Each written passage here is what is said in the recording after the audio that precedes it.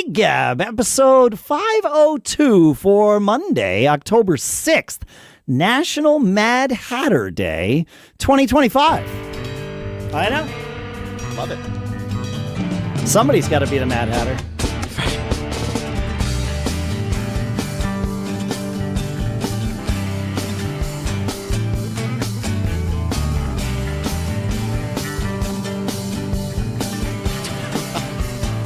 Greetings, folks, and welcome to Gig Gab, the show by, for, and about working musicians here in Durham, New Hampshire. I'm Dave Hamilton, and our sponsor for this episode is GigSalad.com, where you can go to create your free profile today and start getting your band in front of all kinds of promoters and booking agents. We'll talk more about that in a little bit. Today, my guest co-host is a drummer. I know, drummer summer is over, but we're still doing this. An educator, plays with all kinds of people, has played at arenas and stadiums that I've seen pictures of. Proof is in the pudding, folks. And this summer, for what may have been the first time for him, was the drum tech for our friend Buddy Gibbons on the national tour with Big Time Rush, where Buddy was playing with Stephen Kramer Glickman. Justin, there was one thing I was going to do before the show, and that was I was going to ask you how to pronounce your last name. So I'm going to say Justin Justin Scheidling? Justin Scheidling? Scheidling. Okay, I knew it was one of the two. I knew it was one of the two. Justin's fine. Justin Scheidling, thank you so much for joining us here on Gig Gab. Yeah. I'm so excited. I've been listening to podcasts so obviously, like I do a lot of traveling back and forth with my gigs, and I have podcasts, and Gig Gab is now in my rotation. Amazing. And I'm really So I'm super happy to be here, and I can't, and the hang in Gilford, obviously, so much fun. I got to actually, see you again aside from NAMM. Like, yeah, so much fun. You got a great podcast here. This is like, and it's without fluffing your feathers too much, but this is like a real, like. There's so many, there's music podcasts, and it's like, oh, what do you think of this, whatever, but like finding real information out, like from people doing stuff, that makes it so much better for me. I mean, I'm a nerd, right? So we both are. Well, that's the thing, is right. This show is for people who are nerds about making music, and for anyone who wants to be a fly on the wall, watching people talk about being nerds about making music. So, it's all good. Yeah. We might as well start with, I want to learn all about you for sure. But I appreciate that, but either way. Yeah, but let's start with what introduced us, which was Buddy and you being his drum tech for this tour. Was this your first time teching on a major tour like this? Yeah. First time. I've always been like handy, like working and like my own gear, and I'm a the gas thing, gear acquisition syndrome. Like my CDs right here. I mean, there's a lot of stuff, but it's teching and like helping people do stuff. I've been fixing gear for people, and we kind of had said stuff back and forth, and it was funny because he's like, oh, I'm gonna be your neck of the woods at some point, and we'd only been hanging out through FaceTime and through NAMM, and I was taking lessons with him for production, Pro Tools, Logic, and he goes, oh, yeah, we're going to be at a place called Wantag. I was like, Wantag? Jones Beach? Right. Right. And I was like, okay. So I was like, yeah, like, you mean that little spot? He goes, yeah, something like that. And I thought he meant like the Paramount in Huntington, which is like a maybe 1,500 cap room. Like, I was like, okay, like, I've played there before and stuff. Like, okay, like, what are you playing there? He's like, we can't talk about it. The whole NDA thing. Sure. And it was totally, at the time I was kidding. I was like, hey, if you ever need a tech, let me know. Like, I'll just come out for the one show and I'll tech for you for the day. And then the phone call, I think, was a day later, and he goes, so I need a tech. and that's how this whole thing. Yeah, it just kind of steamrolled. He's like, yeah, and I know his gear. I was a fan of his. Still am a fan of his. Sure. For a very long time, and like from his old Tama videos, and I'm again. Nerd, I'm staring at the screen trying to see like what drum head is that? Is he using a white control sound? Like things like that. You can't, it's like I freak out like that. And he needed some other stuff in the studio done, and just as far as like fixing gear and stuff, or how would you do this? How'd you do this? And then just kind of springboard. He's like, yeah, you can fix stuff. We're bringing you with us. And then from there it grew into, could you also work on guitars? And I was like, sure. He's like, can you also work on pianos? I was like, sure. Like, I can't rebuild it, but I know my way around audio. Sure. And he Yeah. goes, well, can you, if there's another band that needs you, I'm like, okay, so now I work for both openers. Oh, So I is ended up that doing right? Both bands. Yeah. So I was doing Okay. both, teching for both, and then it kind of spiraled, and then I was fixing some wardrobe stuff backstage. You need Of course. a belt that needed fixing, and I have a drill bit so we can make it a notch smaller. So Oh, yeah. yeah. Right. Yeah. And I have meta footage of that. I'll send it to you. That's great. No, people always wonder. I mean, there's a lot of things we wonder about, and we're going to get to it. But how do you get started in something like this? Like how did it start? How did it begin? And this is it. That was one of the reasons I really wanted to have you on here, is because a year ago you had not done this. This is not something that's been your career. So at some level, you have the perspective.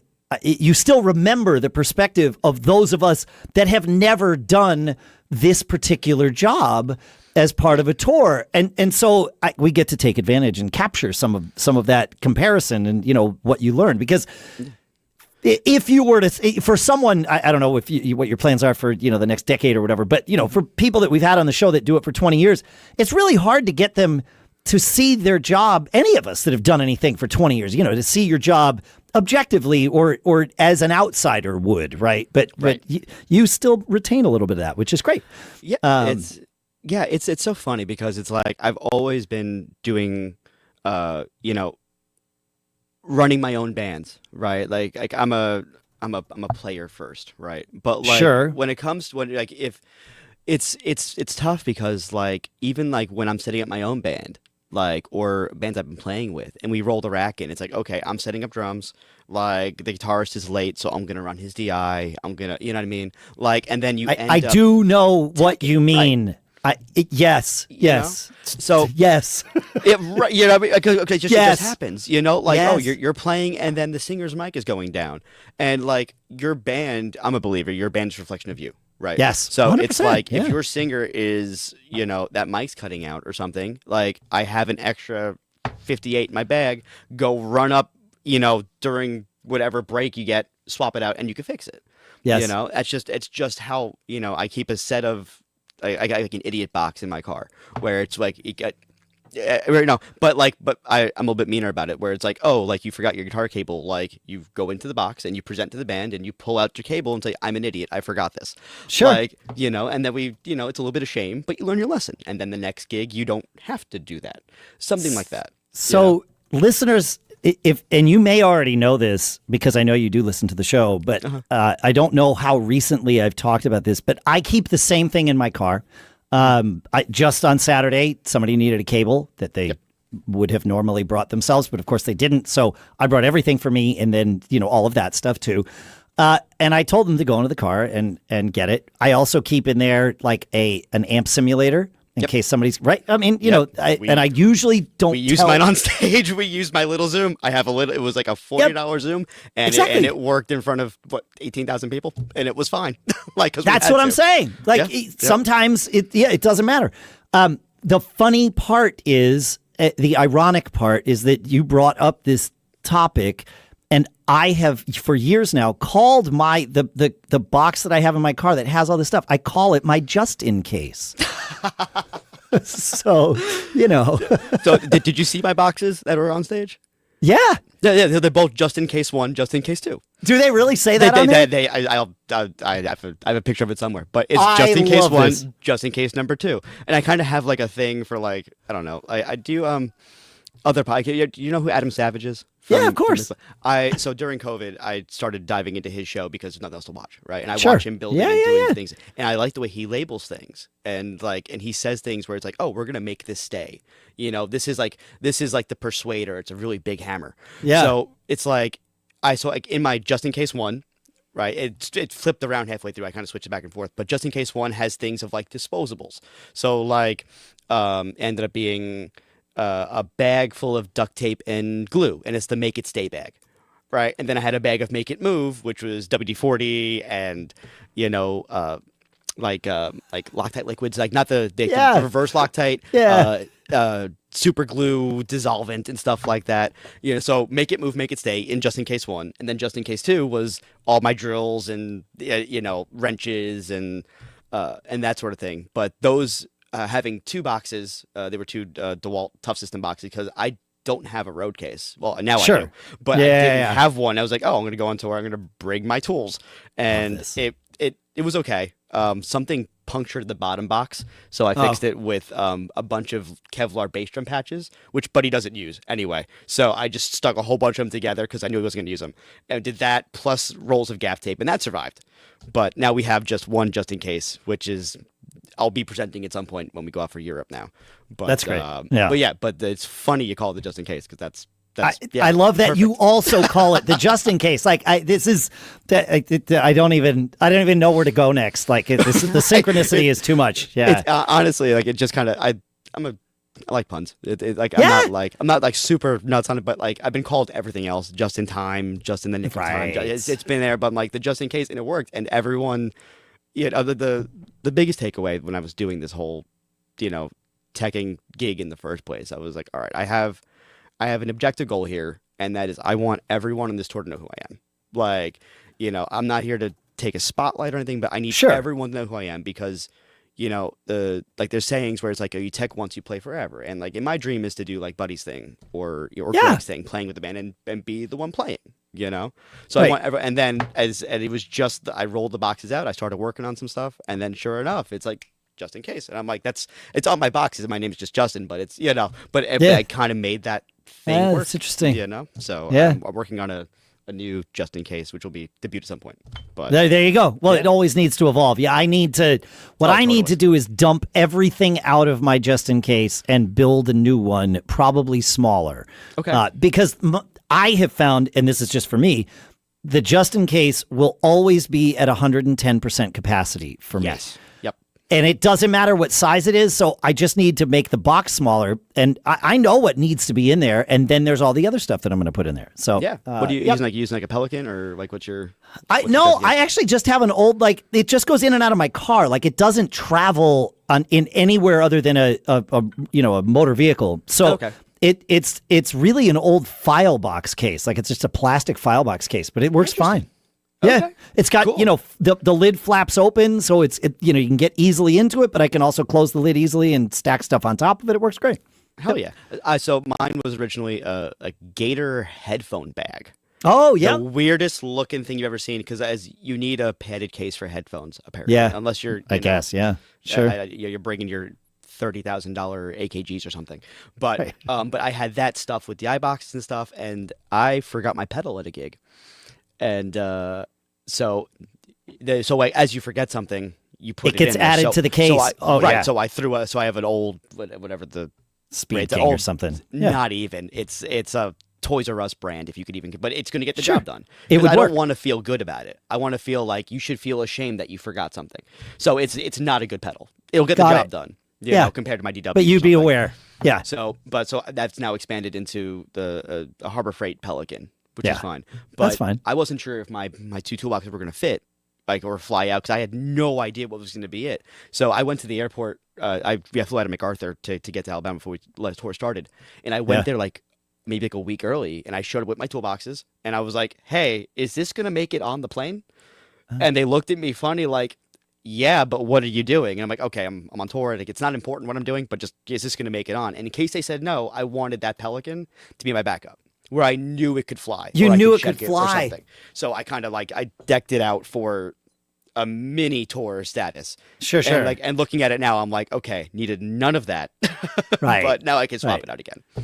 So. That's really smart. See, there is. I asked the question, "How'd you get the gig?" And you explained that.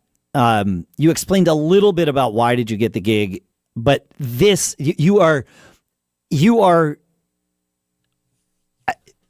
perfectly set up to do this job. It's not the only job you're perfectly set up to do, but this is a job that you are suited for. You are well suited for this job. I appreciate clearly, that. Not just because you built the case, but because you brought the case to the airport to make sure that the case was going to go on the road. Like, if I were going to hire someone to do that job, that's what I like. I don't want to have to think about that somebody would go to the airport to do that.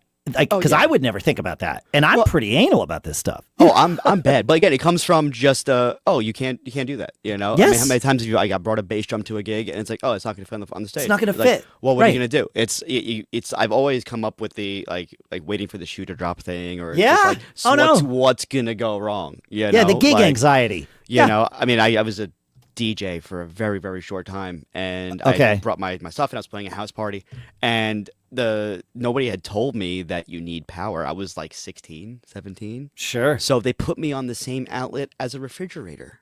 Nope. And sure enough, 4 songs in, the whole thing blew, and now I'm sitting here like, what do I, you know? And the DJ I was working with totally just threw me on the gig. It was like, oh, just go do this thing. I'm not looking out for you. I'm not whatever. You're going to make $75. I'm going to keep 300, and you're going to just play music for a backyard thing. And sure enough, both speakers blew. My controller was acting wonky. And then what do? Like, I'm sitting there awkward for the 4 hours because I'm trying to do some entertainment. They brought me inside to fix the stereo, to make the stereo work, and that was the trade-off. Yeah. But what do you do? So I want to, you know, like, people kind of like, they don't make fun of me, but it's like, oh, Justin's like a little bit extra. So even when I went to get my car, it's like I drive a Honda Fit. You know, Honda, if you want to sponsor me, by all means, I've been using it for 15 years.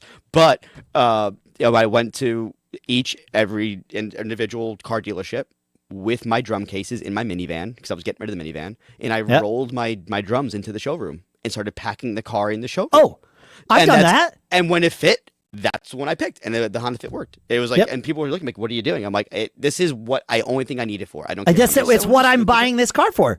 I absolutely have done that. And it's like I'm rolling myself. It's like, is there a band playing here today? I'm like, no, I need to. This is what I need to do. It's like I brought an empty bass drum case and my empty hardware bag. Oh, mine was full. Well, sure, but you're right. But like you know, it's like I just need to make sure this is going to fit in this vehicle. Right. Well, even for my hardware case, it's like I got to pick this thing up, and like picking it up into a minivan, or if I can't lift it up high enough into the back of the Element or something, I was like, I need a perfect 1-to-1 thing. That's how I learn stuff. I need to sit there and move faders and sliders. I need to I need someone's hand to be like, okay, no, do this. I can't do that. I can't like watch it. I mean, I can figure it out. Sure. Like, unless I'm actually doing it. Like, Buddy was like showing me some traditional stuff, traditional grip stuff backstage. Yeah. Like, he's like, I need to hold my hand, get a stick, in position. Right. You know, and like again, like, because I look at it one way, I'm like, oh, I can perceive that. It's like, no, you can't. It's like I'm super. That's you learn by doing. Yeah. Okay. The beautiful part is, you know this about yourself, and so you are therefore able to learn. Like, it's all good. Yeah. Right. All right. There are a million things I want to talk through here. I kind of want to talk through like the day to day of what a day is like, a day in the life, on tour from kind of soup to nuts, and then probably with that, because I'm sensing that we're already kind of good at tangents. We'll probably wind up talking about like challenges with venues, stories that you can tell, not stories that we don't want to get anybody in trouble. No, of course, no, it's all yeah. But so I absolutely want to do that. The next thing that I want to do is talk about our sponsor. Look, you've heard me say it before. Always be performing. But you can't perform if you don't have gigs lined up. And that's what I love about our sponsor, GigSalad. Whether you're a solo act, a band, or even that one-man kazoo orchestra waiting for your big break, GigSalad makes it easy to connect with event planners all across the U.S. and Canada. We had GigSalad's Mark Steiner on episode 482 back in May, and he really opened my eyes to just how hard their team works over there to make things really simple for us gigging musicians, right? From weddings to corporate events, they've got your back. And here's the beauty of it. With GigSalad's strong Google presence, you're more visible when planners are searching. You set your availability, filter the gigs that you want, and handle messaging, quoting, and booking all in one place in GigSalad's engine. And the best part, clients pay up front, so your money's guaranteed. No more chasing down checks after loading out at 2 a.m. That alone deserves a standing ovation in my book, right? For me, GigSalad feels like having a booking agent who's tireless, organized, and never once asked to borrow my cowbell. Head to GigSalad.com and create your free profile today. That's GigSalad.com. And make sure to tell them Gig Gab sent you. And our thanks to GigSalad for sponsoring this episode. All right. So what time do you get to the venue on show day? So it kind of varies. So like on paper, it's 11 o'clock. Okay. In reality, we were waiting for stages to be built. And the stages are waiting for the lighting, and then lighting is waiting for audio. So some days it's, get up off the bus at like 10:30, right? Okay. And then it's okay, I'll walk the stage, see where we're at, right? If I can look at the truck and be, oh, our stuff is still in the attic, I got a few hours. Come down, look and see, oh, I can't see the attic. Because all the other staging is still there. When you say the attic, what is that? So the attic is in the back of the box truck, and it's a giant shelf. Stacked. Okay. Yeah, it's just a giant. They call it the attic, and that makes sense. Okay.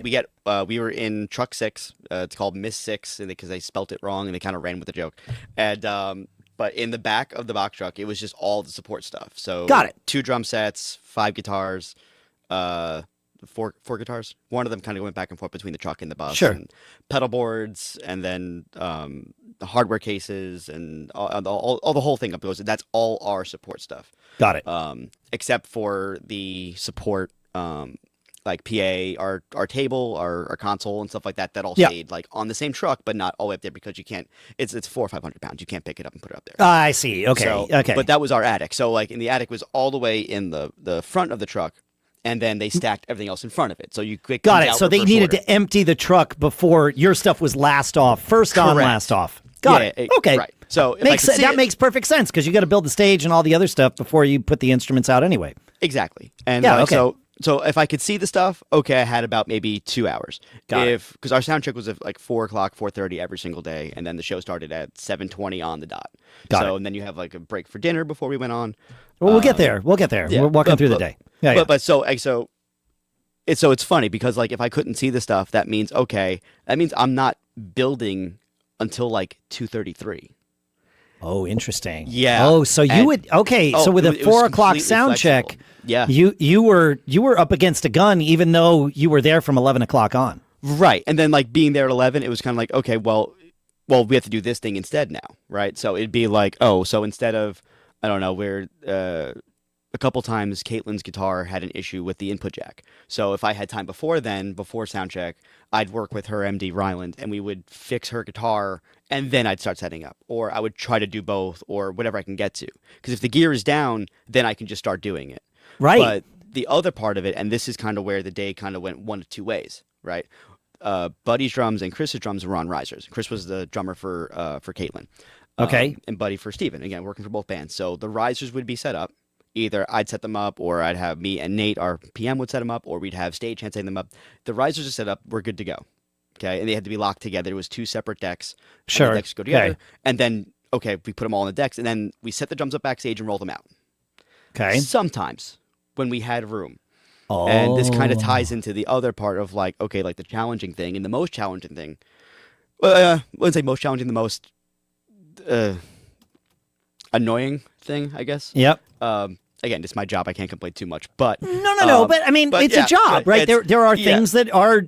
I mean, there's a reason you get paid. Like it's how it works. Right. It's totally fine. Yeah. But the hard part were what we call half deck days. So all these venues, it was a shed tour, right? Some of them don't have wings in other buildings, or like or in some of the theaters we couldn't get around, or we couldn't. So you couldn't leave drums set up off stage and roll them on. So what we did half decks. So I set up like a bass drum and his snare drum, and this is just Buddy's rig. Chris's kit was much smaller. He used like Yamaha hardware, so that you could fit all on one deck, and then on we half deck put it together. Yep. Buddy's behind the rack. I set the rack up, kind of split. I know this is like an audio thing. If I could say this differently, it's two different decks. The decks locked together. So the front half, I put the bass drum in the rug, and his throne thumper, the Porter and Davis. Yeah. It would be his snare drum, the floor toms, because they weren't rack so like half the kit on the front of this, right?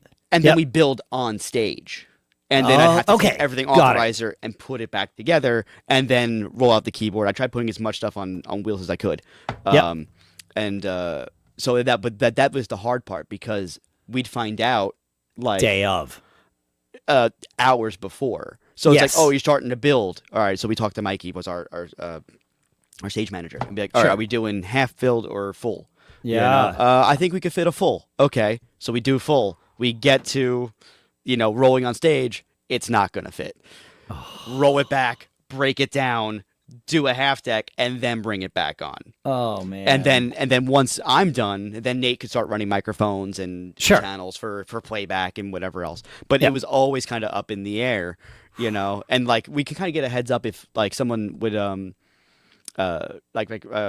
Mikey had been touring before, our stage manager. So Oh, he'd be I like, see. He would know something about the he'd be venue. like, oh, we played here before, we could do this. Oh, we played Got here it. before, we could do this. Yeah. And that made it easier. I could prep for it. Right, But even right. like, doing it 3 days in a row, I could try something different. So I'd be like, okay, maybe the snare drum doesn't go on the front one with the snare drum on the back one. Yeah. Maybe I don't need to set cymbals on the rack. I could leave cymbals in the case and then throw the cymbals up afterward. Yep. Cut the weight down because whatever doesn't fit, you carry. Right. And it's only a matter of 100 feet from backstage to front of house. Yeah, but still, Or- you've but, only you know. got two hands too. Like you don't want to have to be taking multiple trips that's if you it. can avoid it. Right. And speaking of hands, like I had help. I had stage hands in every Sure. single city. Sure. Some of them more competent than others. Some of them know drums. Some of them don't know drums. Of course. And they want to help break down. And sometimes the help, and which is yes, by all means, help me break down. But I'm gonna take it apart, and you put it in the case. Yes. Some That's the people only get way. ambitious. Some people get Yeah. ambitious, and they are now unscrewing tom mounts, and they're moving cymbal arms. And we just spent like an hour trying to get the ride cymbal in the right spot, and some stages, Now it's let me gone. help you, and now it's just one twist, and then the thing is gone. Yep. It's like things you can't account for, So like that's part of the thing.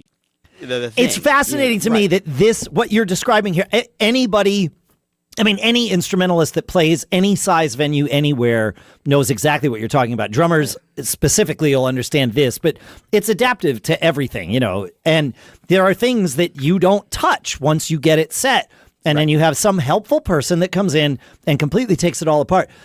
What's amazing to me and why I'm so glad we're having this conversation is that this doesn't go away when you're on a huge budget tour, right? This is crazy to me that that's not a solved problem. I completely understand why it isn't. You want to hire local, local help in each town and support. Like it's all how it is.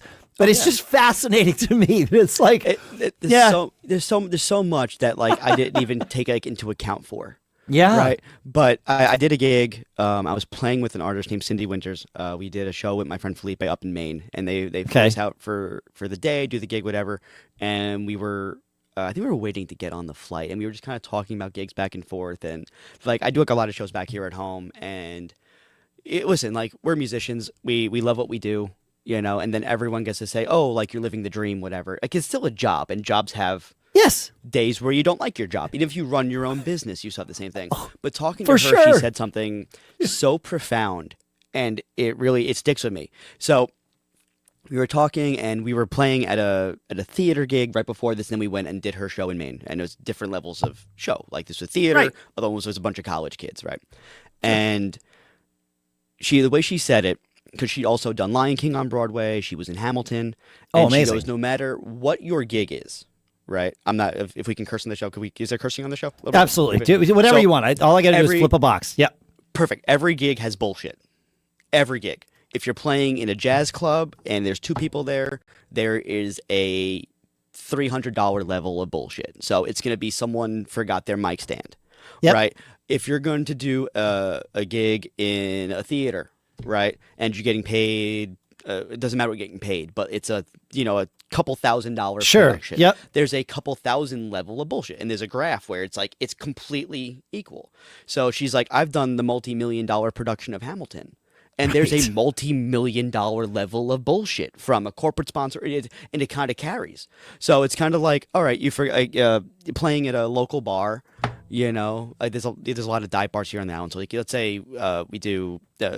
I don't know, any given bar that you're playing at, right? There's an equal level bullshit for that. So it's like, a guy doesn't know this song, or Yeah. you forgot your drum part to this, whatever. Yeah. On this, on the Big Time Rush tour, it's like, okay, we're playing in Milwaukee, and it's raining. We have like a massive flood watch, and this whole it was just on the news. They got something like 2 years worth of rain in like a couple hours, something like that. The numbers are completely off on that, but like we had to cancel the show. But multi-million-dollar level of stuff, the water's coming in from the top of the building onto the PA. I can't tell you right how many times. No, as soon as you said the water was coming in, I'm like, it's going onto the PA. As everybody who listens knows, we talk to front of house engineers that play that do the biggest shows in the world, and then of course some that do some of the smaller shows in the world. All the way up and down. Anytime there's water, it somehow always just makes it to the PA. It's just how it is. And it's coming through the ceiling. And now, so we had just performed. So Katelyn and Steven both went on. We did our show, and now we're waiting for Big Time Rush to come on. And now this is like a gray area, like.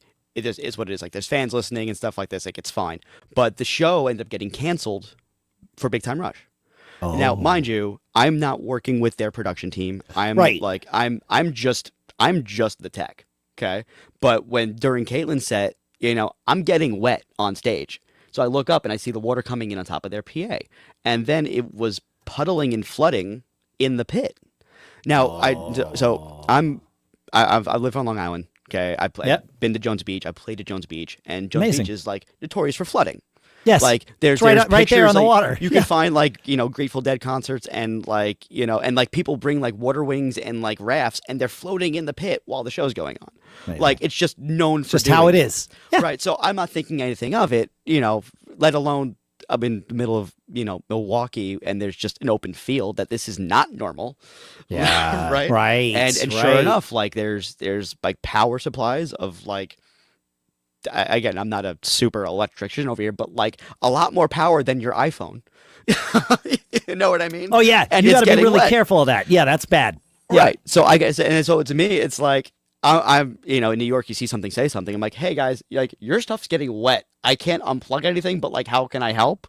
And sure enough, we had to cover it with tarps and stuff, and that's Big Time Rush's stuff, which we were using like their PA and stuff. Where it was, of course, the mains and all that. But and then again, sure enough, from there, the venue has to talk about canceling the show, whatever, and so the show did get canceled, like after the two openers went on, and it was a nightmare. You could just Google search it and you can get all the actual official stories. Yeah. But it's but again, like something like that, like it's that's your multi-million-dollar level of bullshit. Like refunding, 20,000 tickets or whatever the case is, however they settled. I don't even know still. Yeah, but, who knows? Right. But even but even our tour buses were leaking.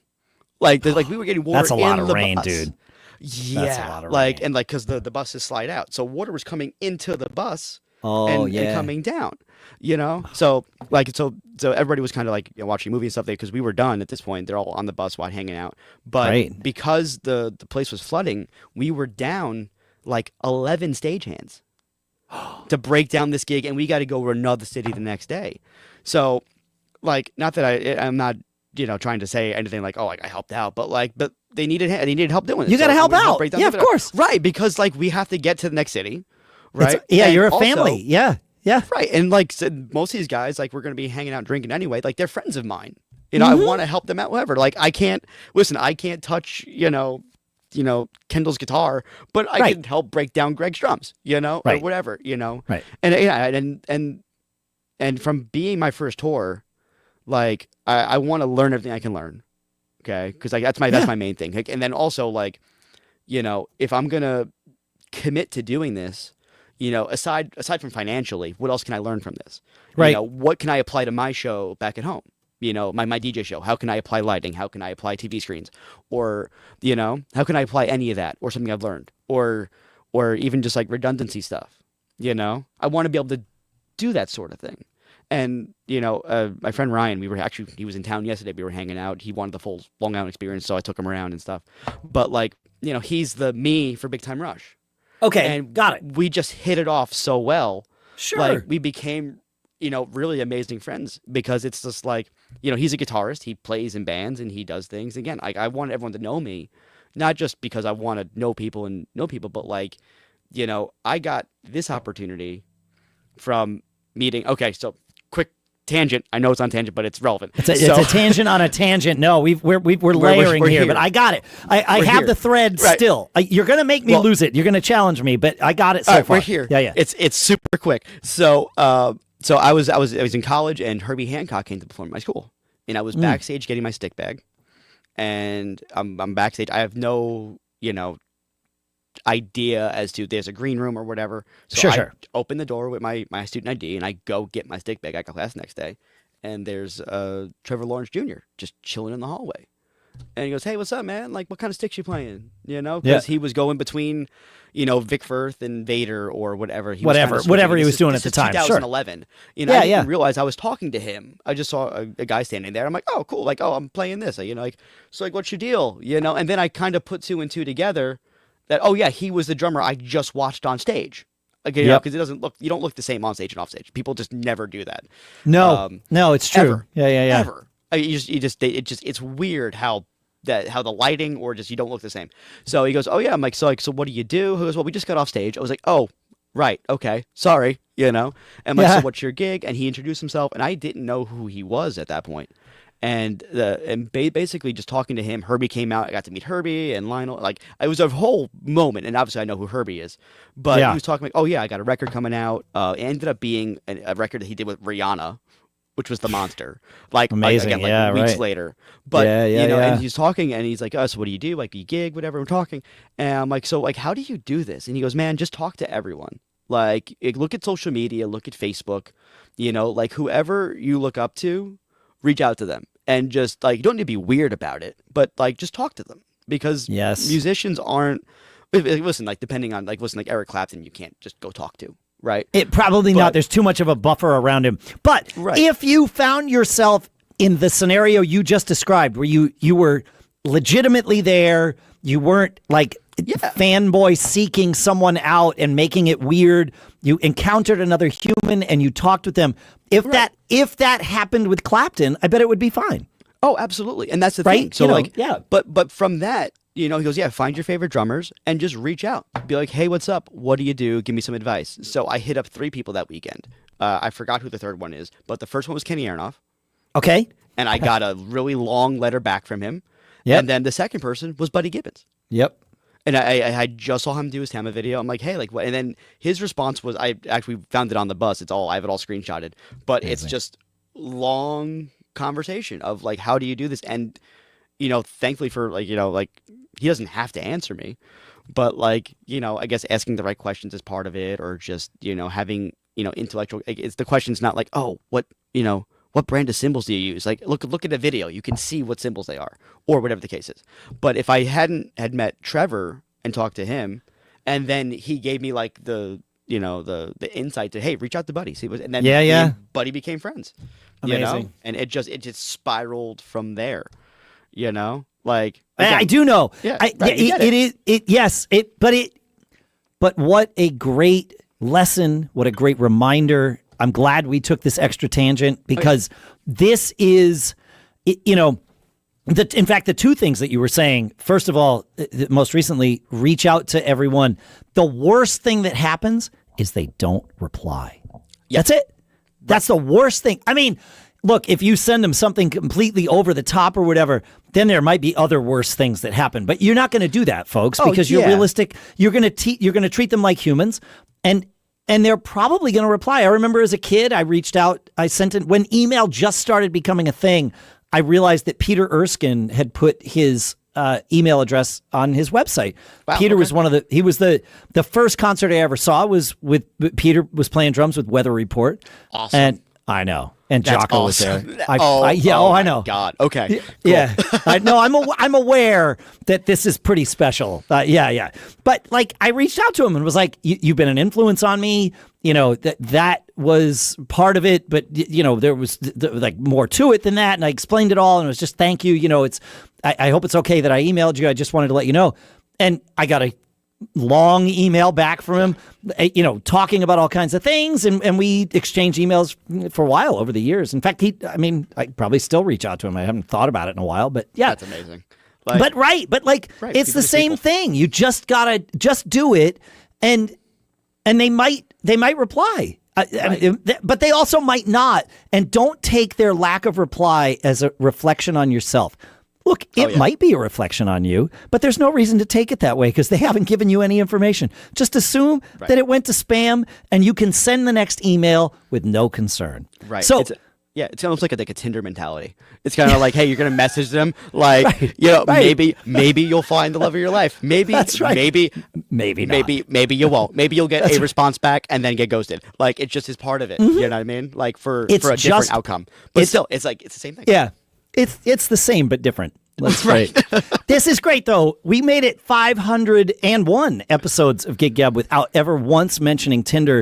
And I feel pretty good about that. But I'm also happy that you're the one that changed that particular thing.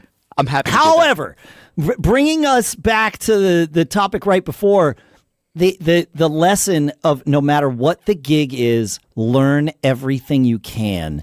I think that this is something I know would be helpful for me to take to heart, especially when things aren't going well or you realize, wow, this isn't the gig I want for the rest of my life. Right. But I'm here and I'm going to do it and I'm going to commit myself to it. All the things that professionals do, even though sometimes we don't act as professional as we would like.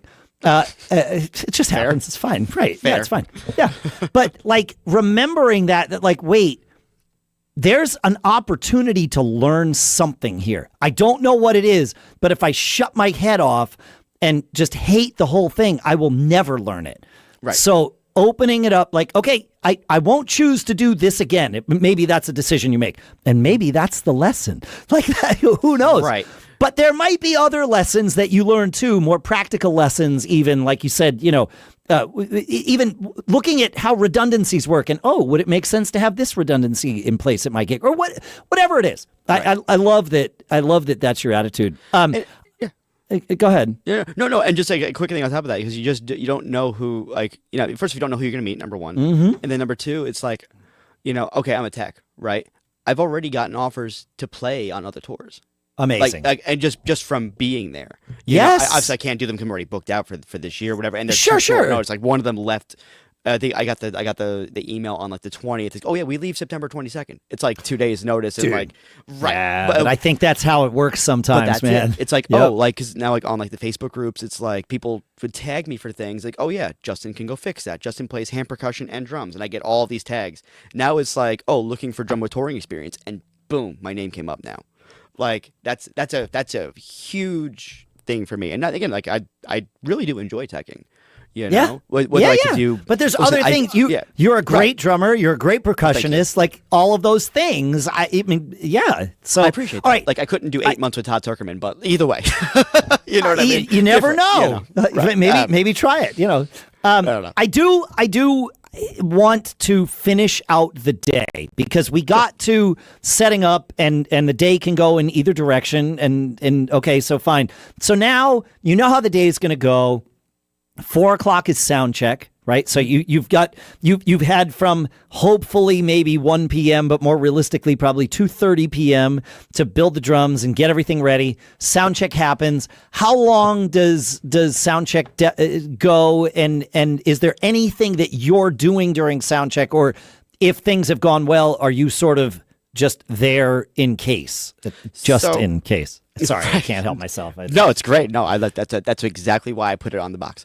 Mm-hmm. When we would get a sound check, sometimes we're cutting it so close that we're not getting a sound check because we need stage empty before we actually start the show, right? Sometimes that sound check is now a line check. Sometimes that sound check is just we walk through, tap the microphones. Yep, they work, and then we're kind of done there. So for sound check, Buddy likes to play his own drums for sound check whenever we can do that. So he likes to do that. Okay. Chris and Katelyn's band, they run through their songs, make sure the backing tracks are all there. So that kind of spot in the middle during sound check, it's a matter of me either finishing setting up last minute stuff. Hey, we're going to try putting a table on stage for Steven this time to put his record on, or we're going to try using a music stand, or it's going to be we get there and Buddy's playing for a minute or two. It's like, nah, let's not do the Nico ride. Let's do the 602 ride.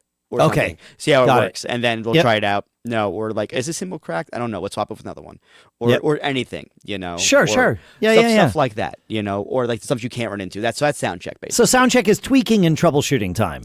100%, and that's Yep. that's all it's there for. Or, you know, after a few weeks, it's like, okay, Rehearse a new song maybe or whatever. but exactly, yeah. because Yep. Steven's set was different every single show. So like, oh, we're gonna try doing this one, and then we'll see how it goes if we had the extra time for it. Yep. That's how that works. Then you break for lunch, or first dinner, second dinner, however Yeah, you want to phrase meal. it. It's like Yeah, in between, whatever it is. meal break. Okay.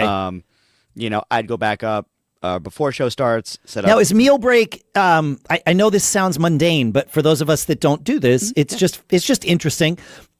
Is meal break just the bands that you're with, like Katelyn Tarver's band? So I meant to say this before. The run of this show, there are 3 bands that play on this bill for Big Time Rush. Big Time Rush is the headliner. Stephen Kramer Glickman's band, which is the one that Buddy plays in, opens the show, and then Katelyn Tarver is the band in the middle. Right. And they all are related to Big Time Rush. I'm not going to get into it, but people that are coming there want to see Stephen Kramer Glickman's band almost as much as they want to see Big Time Rush. Maybe. Oh I don't yeah, know, you know. some people came just for Steven. Yeah, Some people same. That's me.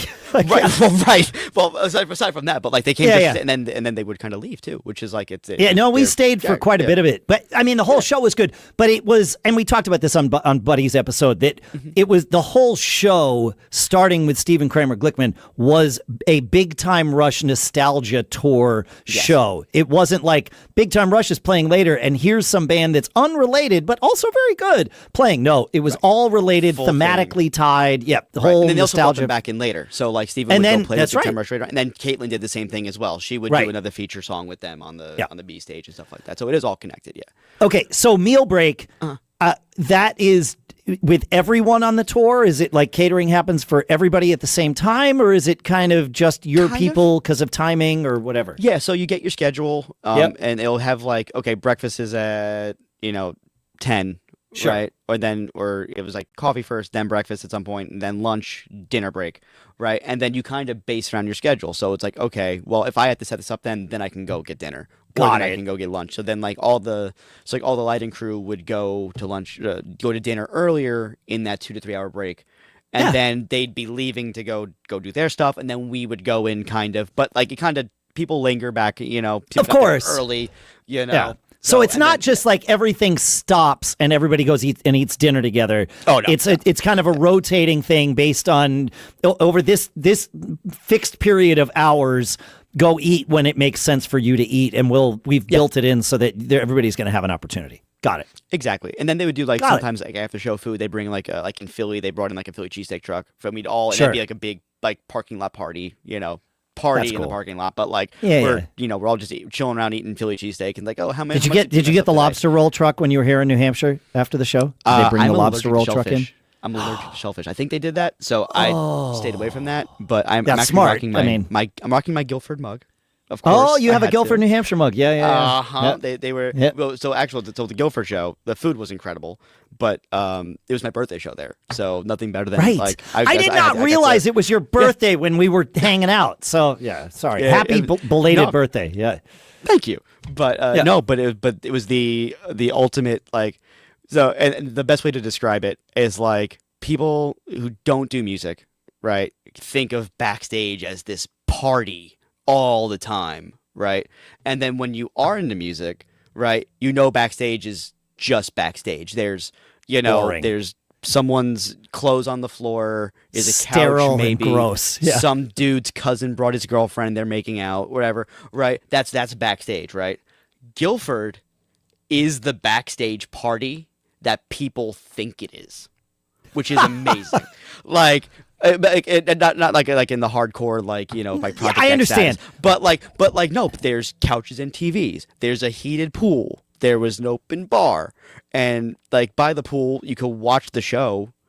Right, so we wrapped up all the gear, Right. put my stuff away, put everything on, and just went to go hang out by the pool.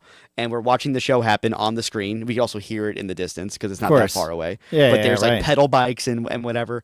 They had like souvenirs for us, like mugs and and sunglasses. I would vacation there every day if I could. But sure enough, like we're watching the show, and there's pre-made Jello shots for us that just ended up being there, and then sure enough, like the Big Time Rush guys and the crew come running down the hill, and Carlos and Logan are jumping in the pool, like, and now we're all just hanging out until bus call is at 4 a.m. or 5 a.m. whatever the case is, and then they had recover kits for us, like little baggies of like Advil and and like liquid IV. It was set. Again, it's like the idea that this is what people think backstage is actually happened. Yeah, you know what I mean? No, it's perfect. RJ and Bridget, who created that venue and ran it for a long time, they still run it. They sold it to Live Nation a while back, I believe. But as I understand it, the vibe has remained because it's the thing that that venue is a little bit off the beaten path. It's a little bit smaller than most of the other venues that you played, and yet bands go out of their way to make sure they play there for that reason, because they're so well taken care of. Yeah, Buddy. Buddy mentioned to me, and it's gorgeous because it's right on Lake Winnipesaukee and all that. Yeah. Buddy mentioned to me that they also did laundry for everyone, which is what a brilliant thing. Yes. Huge. The laundry situation is huge if you can get yourself in there, and it's like, but honestly, better done than going to most laundromats or fluff and fold that we got. Amazing. And it's just taken care of. I mean, like laundry services that you pay for. Like it's a service that, like, okay, you give them $40, they go drop it off somewhere and they bring it back to you. But this is just like, oh no, it's here, it's done for you. It's here. It's like, you just go ahead. No, that's amazing. So, okay, so I'm going to get us back to the schedule. Sure, the tangents are good. Yeah. Don't take this as a reason. We're just we're just keeping it around.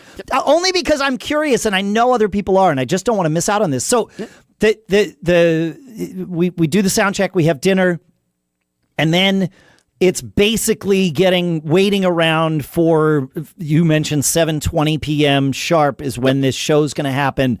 What's the 10 minutes before? What happens at 7:10 p.m. for you? So 7:10 for me, it's last minute checkups. I was running video and like social media for Steven too.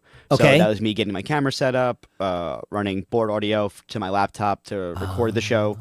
When I remembered, I did that, and when I had time, I did that. Sure. Because something's got to give at some point if you're already doing a lot beforehand. Or even just, oops, I forgot a couple times. Getting my camera set up, making sure Buddy's got a fresh pair of sticks on his rig, things that he needs like that. Like he needs a fresh pair. Chris needs his snare drum turned off before he goes on, and then like before he goes on, he needs it turned back on. Yep. Things like that. Moving over some mic lines because we ran out of cables, so it'd be like, all right, so for Steven, like making sure that like his keyboard's in the right spot, his mic is checked, run on stage quick, tap the mic, make sure Steven can hear it, hit the piano a couple times, make sure Steven can hear it, make sure the in-ears are okay, working, so he's standing off stage while you're just doing line checks for his in-ears. Yeah, okay, right. That makes sense. It's a secondary making sure kind of thing, because batteries die.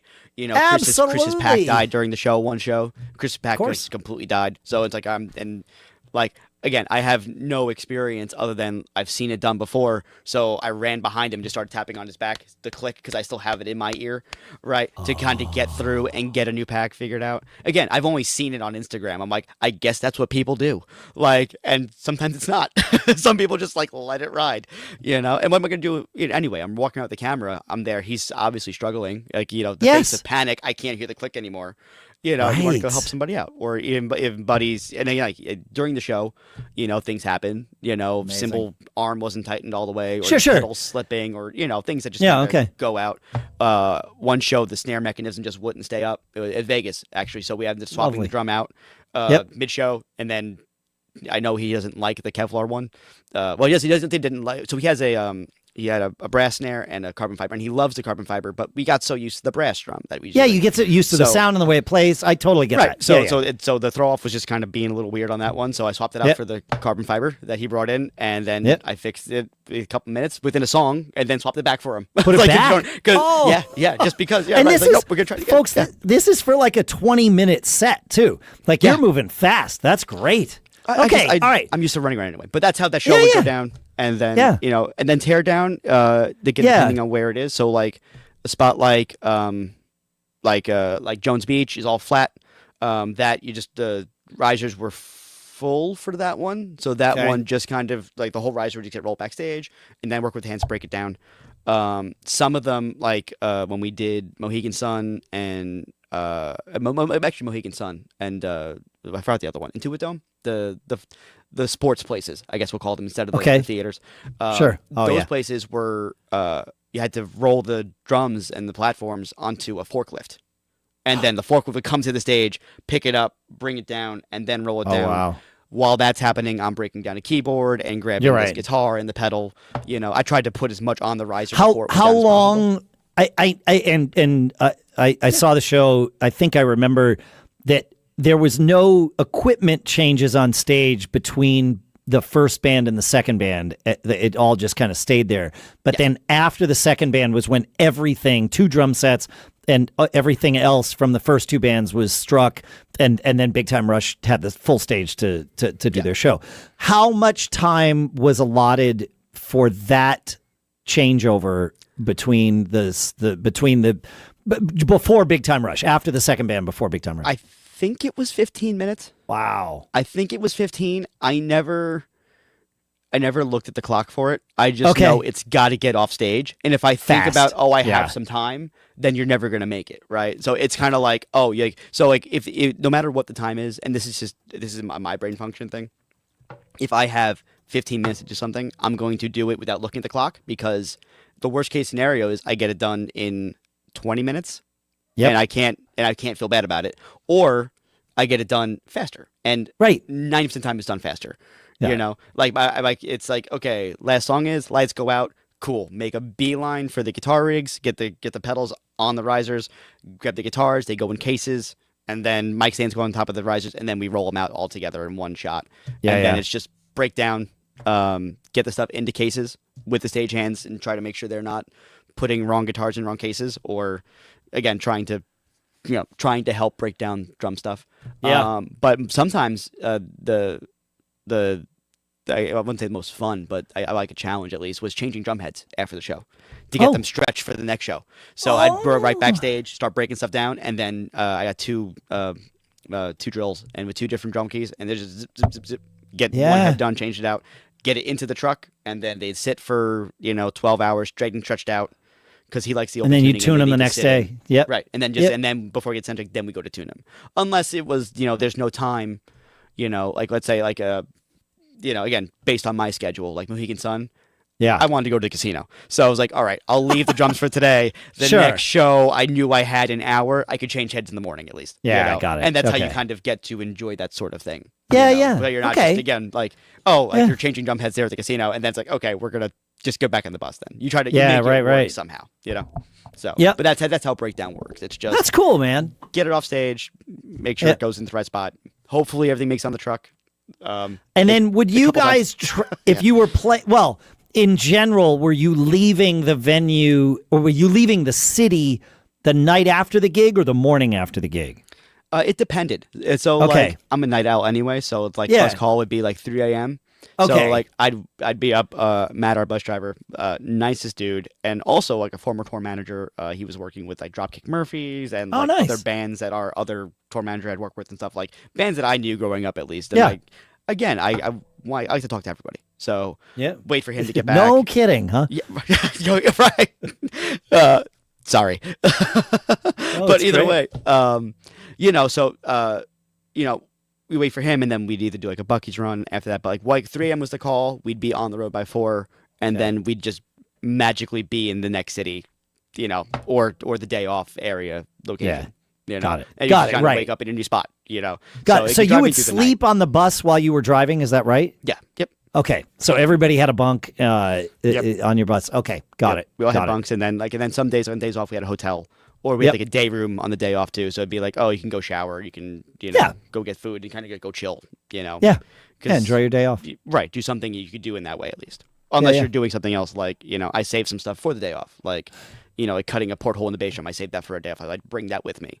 Yeah, Like, got it. There's Yeah, no you wouldn't time put to it on the fix. bus. Yeah. There's no time to fix her guitar today again, so I'll do it on my day off. So instead of going to the truck, you bring the stuff with you, or Yep. it was like a piece of camera gear for a photographer she was using. It's like, bring my toolboxes on the bus instead of the truck, and then fix whatever I need to fix that way, or take a day to organize my stuff. Yep. So that makes sense. Okay. So all right. Finally got through the day rundown. No, thank you. No, I knew we would get there. It's totally fine. I really appreciate that. A lot of it made perfect sense and was kind of fit in with assumptions, but some of it was like, oh yeah, it's interesting. Okay, yeah, thank you. Yeah. Of course. Hey, thanks for having me. This is still great. No, it's great. You do also play the drums and percussion and all of that stuff too. You teach.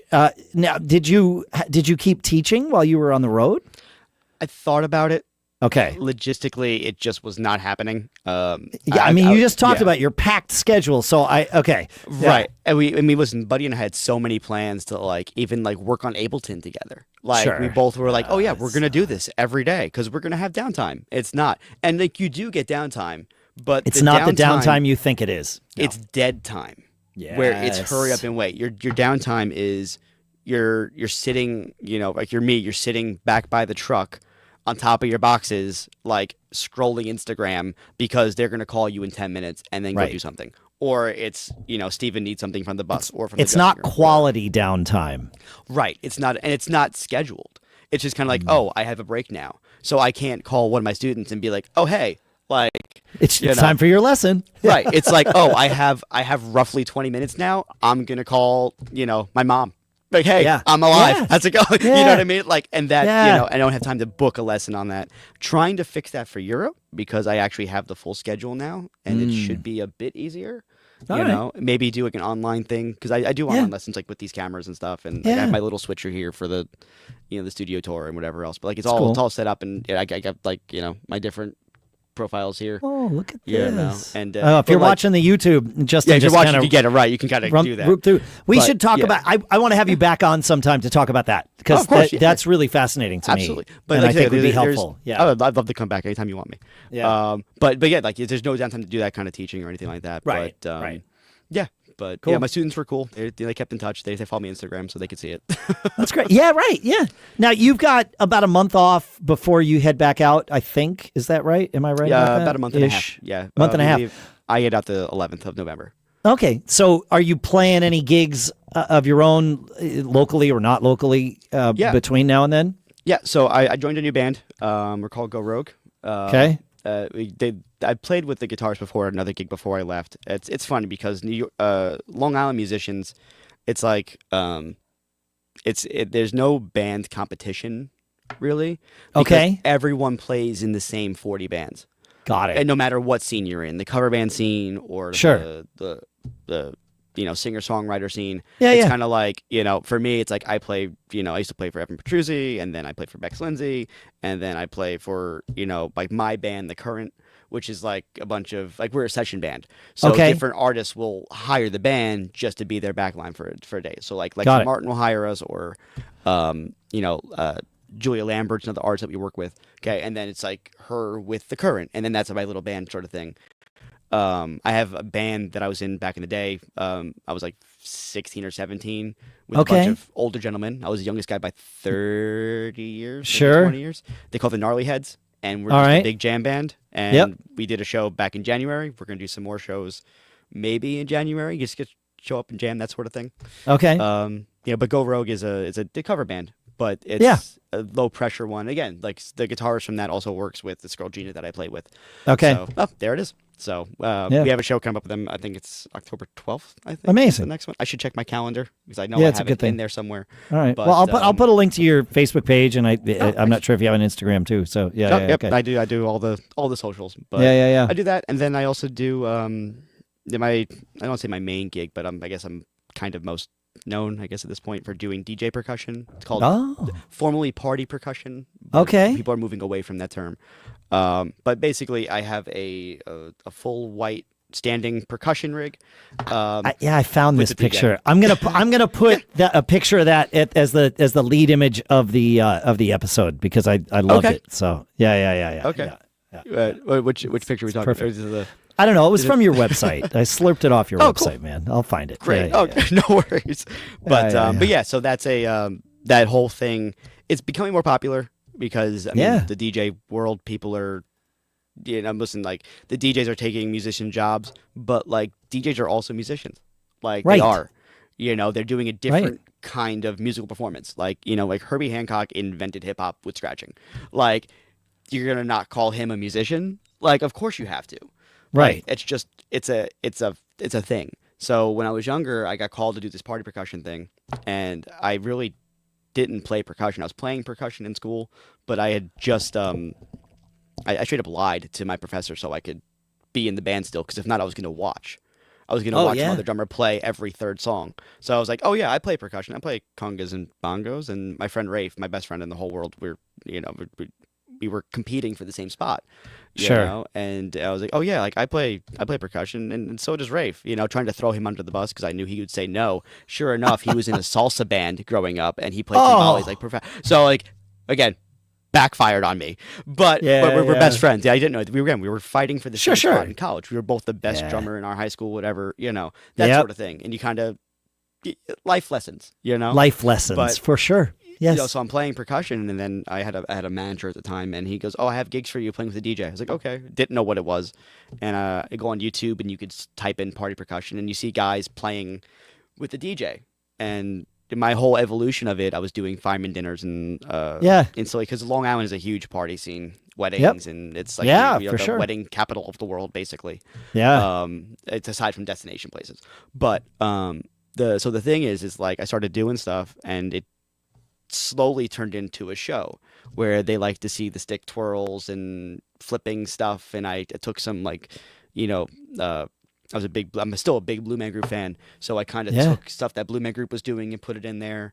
I took lessons with Roland Garcia, and he's on Dancing with the Stars, and they did I'll never forget it. They did a version of Hips Don't Lie by Shakira on the show, but he's playing taiko. And the whole intro was just all like really big, huge taiko drums. I was like, I need something like that on my rig. So it ended up being it's a concert tom, but the head is a bass drum head that I kind of built, and it's now a kick drum, it's like an 808 drum, people call it. So I can use that and play standing drum set and percussion when I need to, because from looking at other percussionists doing it, and I guess this is why like my show stands out. It's half percussion, half drums. Because now, especially now, like, we have like a hard rock set. Like we'll do Sum 41 and Blink 182. I'm going to do that with bongos and a tambourine. Like it doesn't fit. Right, so I need I need a kick and a snare. At least that will get me through. But then it's kick and snare. Like, oh, we're going into playing Denza Kuduro. Okay, cool. Well, I need timbales and bongos. So that's why it's split. And I kind of have the two.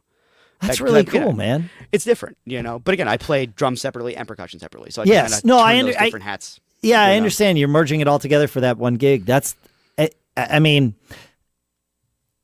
what I noticed as you were telling that story, many times you said, and for the show, it's a show, and understanding that I used to do this show with this podcast with a co-host named Paul Kent, and he always said live music is a visual art. Yes. And you're saying the same thing, right? It's a show, so I want to add the stick twirls, and it's all white, and there's like a whole vibe to it. Like you are literally wearing a costume. Your drums are even part of the costume, right? Like it's all fitting. Right. It looks great. It fits. The PA is all white, folks. Like I noticed from the pictures, it's like, wait a minute, this goes beyond. There's more to this here. Well, that's really smart. The PA is all the DJ, so I don't control what they do. If I but like it all works. Right, because it's you're doing, it's a wedding. You know what I mean? Yes, it's a show. And I realized this, and a quick tangent, I guess, but I was younger, and I was playing it at Sweet 16. And when I first started doing this, I had sunburst bongos, I had chrome timbales, I had a black and silver floor tom for my drum set, and I think I wrapped it in snakeskin or crocodile skin, but snare drum was green. Okay. Mixed match cymbals. I had a black cowbell. I had a yellow red jam block, Yeah. like again, all just mixed match drum heads and stuff. And I walk into this party. I'll never forget. I was at Race Palace, and I brought my drum rug. And the DJ goes, "Do you need a rug for this?" And again, I was just a drummer at that time. I was like, "Oh yeah, Yeah, you like, didn't know. you need you need a rug." It was like a brown and white rug at this all white room, and it just looked like shit. I'm like, Yep. I didn't think anything at the time. I was like, "Oh, I need a rug." I was like, "Oh, maybe not." So I wrapped the rug up, and then I was fighting, keeping the stands in spot. And again, now I have the DW stands at 9,000s. They're heavy, but I could put them down. They don't move. But Right, the mother of the Sweet 16 girl looked at my drums, and she goes, "What, is a drummer here?" I was like, "Yeah, like you hired me to be here through the DJ." She goes, "Can he sit up behind the DJ booth? Like we want to hear him and not see him." Wow. So I did the whole night behind the DJ. And I was like, "Oh, okay, weird. Don't like it, but I'll do it." And there was a then lesson to be learned. well, then actually, I ended up falling out of the industry for about a year. Mistakes on my end. We can talk about that later day. But I had a opportunity to play again, and I got called for a wedding. And he goes, "Hey, do you want to get back into it? Like like you're good." And I was like, "Yeah." And then I said, "This is my opportunity to do it." So I took all the hardware off. Again, tech stuff. Took all my hardware off. Painted just the shells white. Wow. I actually have my first time building, and it comes full circle. My first time teching for myself, I rebuilt a snare drum, an old CB700, and I painted it white and silver because I thought it looked like Buddy Rich's stuff. Sure. And so I looked at the finish. I was like, "Oh, the white's kind of cool." So I made the whole thing white, and then now I'm neurotic. I have all white drum heads, which is I'm switching that actually now. I'm switching to black suede heads because I'm tired of cleaning them. It saves me time. Oh, but again, like every little thing comes from a lesson learned situation. Love this. Yeah, but that's now I'm like it's not known for the white drum set. I've done different versions. I had a black version for a little bit. And I'm offering other stuff maybe in the future. But the whites show the light more, and now they're not just white; they change color. Right, right. Yes, they're whatever color the lights are. Yeah, right. And man, that's part of it too. I love this. This is so great. All right, thank you. This has been amazing. Thank you for having me. This is so much fun. This is thank you for walking through. I know some of it was pedantic, and I appreciate the tangents and all that stuff. This is like it's again, when I'm able to talk, this is just me being selfish. When I'm able to talk about not just my stuff, but like give people like an insight as to stuff they would no idea, because I don't think party percussion is a thing anywhere else except for Long Island. I've never heard of it before. When I found your stuff on your webpage, it was like, what is this? Like, he plays drums with a DJ? Like, I thought we hate DJs. It's like, right. And those have been some of my bigger gigs. I mean, those have been like, bet. Like the Islanders and stuff like that. Like playing those theaters, I kind of have that experience going before even a world tour. Like, right. Again, when I mentioned at the beginning of the show, folks, that I've seen pictures. There's proof that Justin's played arenas and stadiums. It's as this. Yeah, exactly. And who would have thought? Like if people think it's like, oh, I'm gonna go get a tour of Bruno Mars and play stadiums. It's like, no, I'm doing a sponsor game for the Mets at Citi Field, and like, or the Islanders for a full season. Go figure.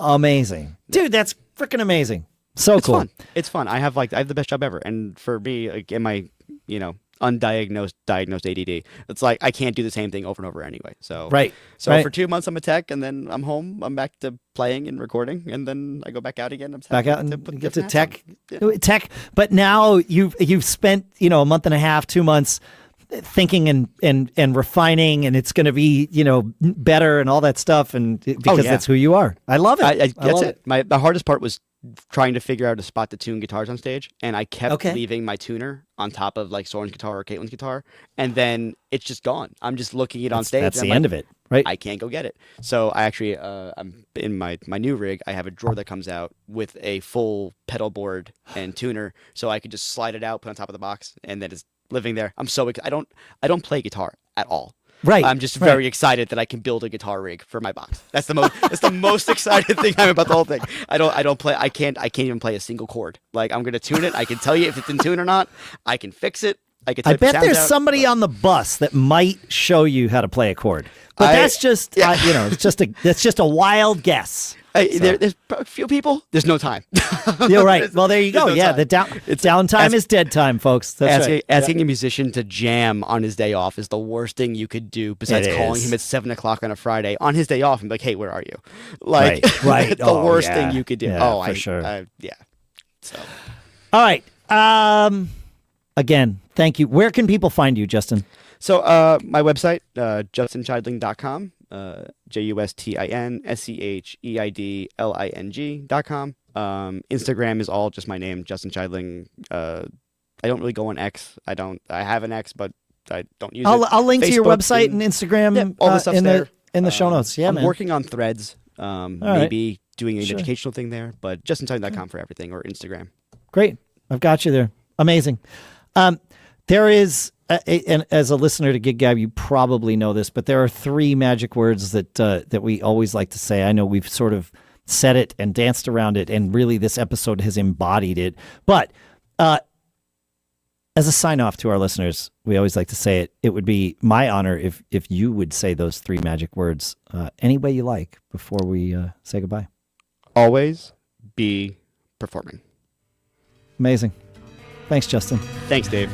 Folks, thanks for listening. Feedback at giggabpodcast.com. Make sure to go to giggabpodcast.com. Sign up for the mailing list. You get all the show notes and everything that we're just going to throw right in there for you. And, always be performing, folks.